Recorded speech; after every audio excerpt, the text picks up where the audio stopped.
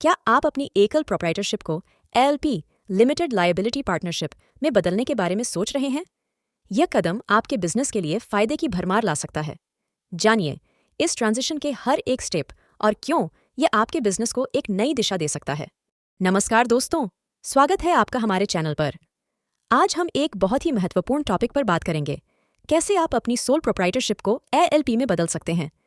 यह वीडियो उन बिजनेस मालिकों के लिए है जो अपनी निजी संपत्ति की सुरक्षा करना चाहते हैं और अपने बिजनेस को एक नई ऊंचाई तक ले जाना चाहते हैं। अगर आप जानना चाहते हैं कि यह बदलाव कैसे किया जाता है, तो इस वीडियो को अंत तक देखें। पहले हम समझते हैं कि इस ट्रांजिशन की जरूरत क्यों हो सकती है। जैसे जैसे आपका बिजनेस बढ़ता है, आपको निवेशकों, पार्टनर्स और एक मजबूत कानूनी संरचना की जरूरत महसूस होती है। एसएलपी में ट्रांजिशन करने से आपको व्यक्तिगत संपत्ति की सुरक्षा मिलती है और बिजनेस के फैसलों में ज्यादा फ्लेक्सिबिलिटी होती है। यही नहीं, एलएलपी में टैक्स बेनिफिट्स भी अधिक होते हैं। एलएलपी बनाने के लिए आपके पास कम से कम 2 पार्टनर होने चाहिए और उनमें से एक भारतीय नागरिक होना चाहिए। इससे पहले कि आप प्रक्रिया शुरू करें, सुनिश्चित करें कि आपके पास सभी पार्टनर्स के लिए जरूरी जानकारी है, जैसे नाम, पता और आधार कार्ड डिटेल्स। साथ ही ध्यान रखें कि आपके पास डिजिटल सिग्नेचर डीएससी और डायरेक्टर आइडेंटिफिकेशन नंबर डीआईएन होना चाहिए, क्योंकि ये दोनों जरूरी हैं एलएलपी के पंजीकरण के लिए। अब सबसे अहम कदम है नाम का चुनाव।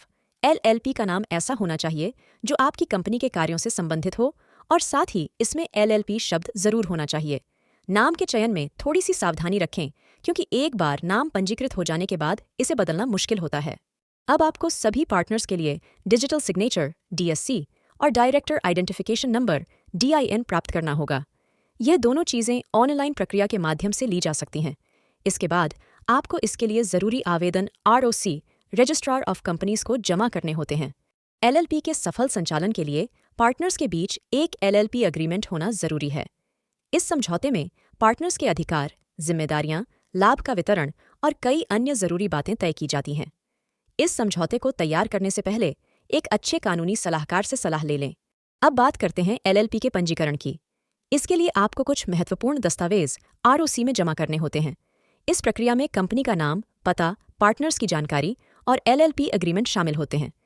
दस्तावेज सही होने के बाद आरओसी द्वारा एलएलपी का पंजीकरण किया जाता है। अब आपकी सोल प्रोप्राइटरशिप से एलएलपी में ट्रांजिशन होने के बाद आपको अपने सभी एसेट्स और लायबिलिटीज को एलएलपी के नाम पर ट्रांसफर करना होगा। यह प्रक्रिया बहुत सावधानी से की जाती है, क्योंकि इसमें सारे कानूनी दस्तावेज, संपत्तियां और अर्न शामिल होते हैं। सुनिश्चित करें कि इस प्रक्रिया में कोई भी कानूनी गलती ना हो। अब आपको अपनी बैंक खाता जानकारी, जीएसटी रजिस्ट्रेशन और अन्य सभी आवश्यक दस्तावेज को अपडेट करना होगा। इसके लिए आपको बैंक और टैक्स विभाग से संपर्क करना होगा और उन्हें एलएलपी के तहत नए विवरण प्रदान करने होंगे।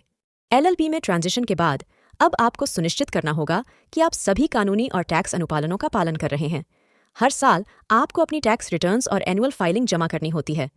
अगर आप इन प्रक्रियाओं को सही तरीके से निभाते हैं, तो आपके बिजनेस को कोई कानूनी समस्या नहीं आएगी। तो दोस्तों, यह था हमारी आज की वीडियो का कंटेंट, सोल प्रोप्राइटरशिप से एलएलपी में ट्रांजिशन करने का पूरा प्रोसेस।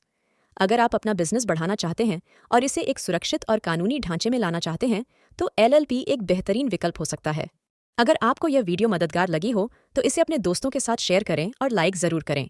आपके पास कोई सवाल हो तो कमेंट सेक्शन में बताएं और हमारे चैनल को सब्सक्राइब करें, ताकि आप इसी तरह के और भी बिजनेस टिप्स पा सकें। धन्यवाद।